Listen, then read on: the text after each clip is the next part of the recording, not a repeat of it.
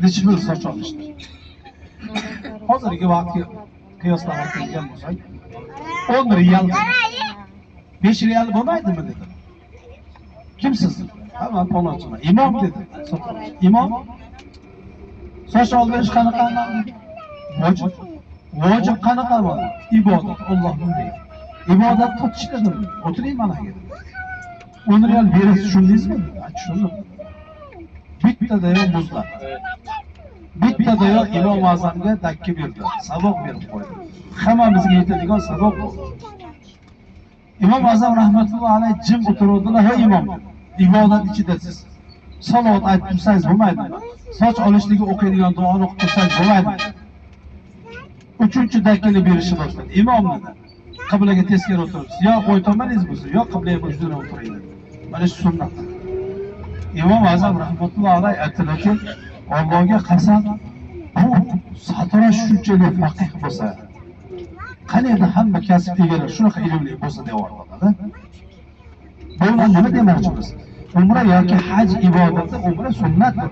Lekin bu ibodatni ikirtishkirlari juda ham e'tibor berish kerak bo'lgan narsa. Qiyomat kunida banda boradida, "Men umra qilganman" deb nomay amalda yozuvda bor, amalda ajr savobi yo'q ko'rinadi. Yoki bitta qo'li yo'q, bitta ko'zi yo'q, bitta oyog'i yo'q bo'lib turiladi. Nima uchun? U amalni e'tibor bermasdan ado qilgani uchun bo'lib qoladi. Sochni oldirgandan keyin kecha mana domla aytdilar, xushbo'ylarni yuvinsa bo'ladimi? Bo'ladi. Siz batamom umra ibodatini tugatdingiz. Sochni oldirgandan keyin bemalol xushbo'ylanib, yuvinib, badanni tozalab olsa bo'ladi. Endi Ka'ba-i Muazzamaga bordik. Bekor ketmasdan suhbat qilib beramiz qayta-qaytaki, u joyga borganingizda mabodo o'zingiz qilsangiz ham ikkilanmay ado qiladigan bo'lib qoling deyapmiz. Ka'bani oldiga bordik, ko'rdik. Qayerdan boshlaymiz? Zangor chiroqdan. Zangor chiroq nimaga qo'yildi desa, u start. Boshlanadigan joy. Ibodatni boshlaydigan joy.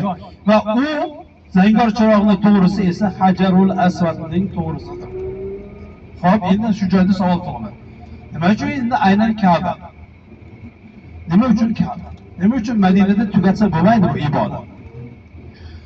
Odam alayhi salatu vasallam bu suhbatni eshitgan bo'lsangiz, takror eshitmagan bo'lsangiz yangilik bo'ladi. Jannatda yaratildilar. Jannatdan yerga tushirilgandan keyin Odam alayhisalom ba'zida osmonga qarab qo'yardi. Va Allohdan so'rardi, "Ya Alloh, zerikib ketdimdan." Alloh taborak va taolo so'rardi, "Ey odam, nimaga zerikdingiz? Men jannatda turganimda, osmonga qaraganimda, 7-qavat osmonda turgan Baytul Ma'murni ko'rardim. Uni har kuni 70 ming farishta tavof qilayotganini ko'rib, orom olardim, ko'zim quvonardi. Endi yerga tushganimdan keyin bu ko'rinmay qoldi." Alloh subhanahu va taolo odamga uyni qurdirishni xohladi. Va farishtani vakil qilib yubordi. Farishta soya solgan joyda bichib oldilar, bizda bichib olishlikda bichish deydi. Yerni o'rnida bichdilar va binoni ko'tardilar. Bino bitgandan keyin Alloh taborak va taolo Jabroil farishtaga buyurdi. Odamni binosiga jannatdan bir belgi berdi. O'sha belgidan boshlab ibodat boshlansin va yakunlansin. Har bir ishni alami bo'ladi. Alam degani bayroq, belgisi. Bu qurgan binosini ham alami, bayrog'i bo'lsin. Jabroil alayhisalom odam payg'ambarga olib kelib, mana uni Alloh taolo berdi jannatdan. Buni qo'ygan burchagingizdan boshlar ekansiz ibodat. Bir marta aylanib kelganingizda tugagan bo'lar ekan. Endi nima qilar ekanman? Odam alayhisalom Alloh bergan ilm bilan so'radilar. Alloh taolo sizga qarab turibdi. Bu qurgan binoyingiz 7 marta aylanib tavba qilar ekansiz. 7 marta aylanib tavba qildi va duo qildi. Ya Alloh, mana bu qilgan tavobimni, tavbamni qabul qilgin. Gunohlarimni kechirgin dedi. Alloh taolo nima dedi? Odam, ulug'ligimga qasam, seni gunohingni kechirdim. Odam alayhisalom yig'lab, Allohga talpinib, qalblari erib turgan edi bir maqomda. Ey Allohim, yana ziyoda qilgin, bu yetmaydi. Alloh taborak va taolo nima dedi? Sizni zurriyotingizdan keladigan qiyomatgacha qancha odam kelib bu Ka'bani 7 marta aylansa, o'shalarni ham gunohini kechirib yubordi. Odam alayhissalom shu joyda to'xtadilarmi? To'xtamadilar. Odam alayhissalom yana ziyoda qildi. Bu bandalaringga yetmaydi dedilar. Alloh taolo azaliy ilmi bilan bilsa-da odamdan so'radi, odam nima qilib beradi? Shu joyga kelgan odamlardan duo so'raganlar bo'ladi. O'shalarni ham gunohini kechirsang-chi dedi. Alloh taolo nima dedi? Ulug'ligimga qasam, bu joyga kelganlarni qiyomatgacha kelib topsa af qilamanmi? Ular kimni haqqiga duo qilsalar, ana o'shalarni ham gunohini kechiraman. Demak, siz bilan biz faqat o'zimizni gunohimizni kechirgan holatda emas, balkim bizdan kimdir duo so'ragan bo'lsa, o'sha odamlarni ham qanchadir gunohini Alloh taolo kechishlikka sababchi bo'lib ketamiz. Maqsad shu aslida, chunki Alloh taborak va taolo bergan qisqa umrda nimagadir ulgura olayapmiz, nimagadir ulgura olmadik. Qiyomat kunida payg'ambar alayhisalom oldida turganimizda yuzimiz shuvut bo'lib xijolatda qolmasligimiz kerak bo'ladi. Ka'bani Hajarul Aswaddan qanday boshlanadi? Ulamolar aytadilar, 4 mazhab ulamolar. Kishining qalbi mana bu yerni Ka'baga, ya'ni Hajarul Aswadga qarasin. Go'yo o'shanga qarab borib o'pgandek bo'lsin va qo'lini kaftini Ka'bani, ya'ni Hajarul Aswadga qaratsin. Bismillahi Allohu akbar deb qo'lini o'psin va so'ngra boshlasin dedi ulamolar. Agar bo'sh bo'lsa har gal kelib qo'ysin, chunki Abdulloh ibn Abbos radhiyallohu anhudan hadis bor. Payg'ambar alayhisalomni men ko'rdim Hajjatul Vadoda va umrada ham har gal aylanib tugatganlarda qo'pardilar va boshlardilar degan hadis bor.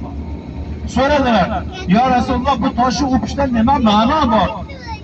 Payg'ambar alayhisalom aytadilarki, Hajarul Aswad qiyomat kunida ko'radigan ko'zi, gapiradigan og'zi bilan tiriltiriladi. Arshning ostiga muallaq qilib qo'yiladi va uni o'pgan, uni isti'lom deydi. O'pgan yoki o'pganlik amalini bajarganlar haqqiga Alloh bilan uni o'rtasida turib shafoatchi bo'ladi. Ya Alloh, men guvohman, shular kelib iymonni tasdiqlab, seni ulug'lab, zikr qilib o'pganida shafoatini bergan, jannatga kiritgan deydi degan. Maqsadimiz shu. Ka'bani 7 marta aylandik, tugadi. Erkaklar 10 yelkani yopamiz, ayollar va erkaklar, ayollar namoz o'qiyotgan joyning orqasiga o'tmagan holatda erkaklar o'qiydigan tomonda, ayollar o'qiydigan tomonda 2 rakat tavof namoz o'qiymiz. Ana endi bizni qalbimizdagi nifoq, munofiqlik bormi yo'qligini imtihon qiladigan vaqt keladi o'shayda. Qanday? Tavofni 7 bor aylanib bo'lgandan keyin 2 rakat tavof namoz o'qib bo'lgach, payg'ambar alayhisalomning bir ishoratlari bo'ldi. Zamzamni to'yib iching dedilar. Hatto qorin yoriladigan bo'lguncha. Munofiq bilan mo'minning orasini ajratadigan narsa shuki, munofiq bitta yoki ikkita ichib to'xtaydi, bo'ldi menga deb qoladi. Mo'min to'yguncha, to'ymagandek bo'lib ichadi zamzamni deganlar. Nima qilar ekanmiz biz bu? Eng kamida 3 marta, 3 ta ichib qo'yishimiz sunnat bo'ladi. Dalil bormi? Ha, bor. Nima uchun? Qani dalil desa, dalil shuki, vallohu vitrun yuhibbul vitra. Parvardigor toqdir, toq ishlarni yaxshi ko'radi. Hadisi qudusiy bu. Demak, bu joyda zamzam ichsak, yo 3 ta ichamiz, yo 5 ta, yo 7 ta ichamiz. Jup ichmaymiz ekan. Zamzam ichishlikda 7 ta sunnati bor. Men 5 tasini erkaklarga aytib berdim. Ayollar ishlaylik. Birinchi sunnati tikka turib ichish. Ikkinchi sunnati qiblaga qarab ichish. Uchinchi sunnati qo'l-qo'lda ichish. To'rtinchi sunnati bismillah bilan boshlash. Beshinchi sunnati alhamdulillah deb tugatish. Oltinchi sunnati bo'lib ichish. Yettinchi sunnati toq ichish. Shundaymi? Mana shunday qilib ado qilishlik, zamzamni sunnati bilan iste'mol qilishlikka payg'ambar alayhisolatu vassalom amal qilgan, ishga ergashilgan bo'ladi. Zulhullayfaga kelamiz, hozir kelar hoji onalar, u joyda 2 rakat ihrom namoz yoki nafl namoz deb niyat qilamiz. Kitoblarda keladi, Payg'ambar alayhissalom nimani o'qidilar? Maqtalgan suralar yoki tavsiya qilingan suralar bormi? Ha, bor. Payg'ambar alayhissalom ihrom namoz o'qiyotgan kirganlarida birinchi rakatga Fotiha surasidan keyin Kafirun surasini, Qul ya ayyuhal kafirunni o'qidilar. Ikkinchi rakatga esa Fotiha surasidan so'ngra Ixlos surasini ado qildilar. Mana bu sunnat. Qarangki, mustahab amal ichida sunnat. Sunnat Payg'ambar alayhissalom yaqinlashtirish shafaatlariga loyiq qilib boraveradi. Agar mumkin bo'lsa, vaqt to'g'ri kelib qolsa, hozir asrni ham o'qib, shu bo'yicha shomga to'xtaymiz. O'qib bo'lgach, mabodo ichimizda uzrli ayollar bo'lsa, yoki yoshi kattalar, yura olmaydiganlar bo'lsa, tushish shart emas. Avtobusda turishadi. Avtobusga biz qaytib chiqamizda niyatni qaytaramiz, 3 marotaba talbiyani aytamiz, avtobusni keyin yur deymiz, yurib ketadi. Tushundik biz. Zulhullayfaga yetib qoldik. Yonimizdagi so'mkalarga oyoq kiyimlarni solib kiramiz.